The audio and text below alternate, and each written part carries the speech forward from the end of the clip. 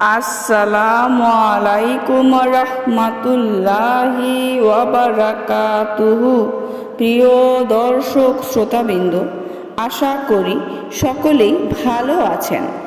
আল্লাহ না করুক যদি কারো এমন কোনো রোগ হয়ে যায় বা কেউ যদি এমন কোনো রোগে আক্রান্ত হন যার ব্যাপারে ডাক্তার কবিরাজ কারোরই জানা নাই, এর চিকিৎসা এবং ওষুধ কি এটাও জানা নাই, এবং রোগী রোগের কারণে অস্থির এবং পেরেশান হয়ে গিয়েছে, বরং পরিবারের সকলেই তার এই অপরিচিত রোগের কারণে অনেক নৈরাশ হয়ে গিয়েছে।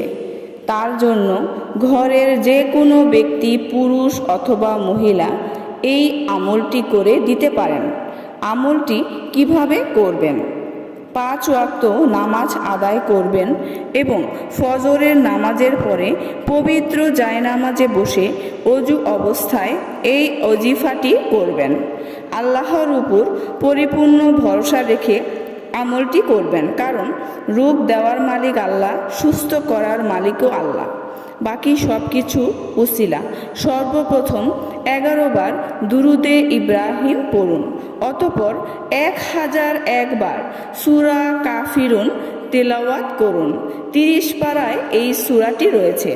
বিসমিল্লাহির রহমানির রহিম, কুল ইয়া আইয়ুহাল কাফিরুন লা আ'বুদু মা তা'বুদুন ওয়ালা আনতুম আ'বুদুনা মা আ'বুদ ওয়ালা আনতুম আ'বিদুনা মা আ'বাদতুম ওয়ালা আনতুম আ'বিদুনা মা আ'বুদ লাকুম দীনুকুম ওয়ালিয়া দীন।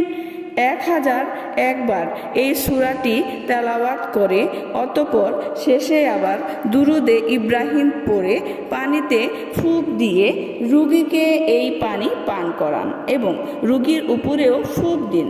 3 দিন এভাবে আমলটি করুন।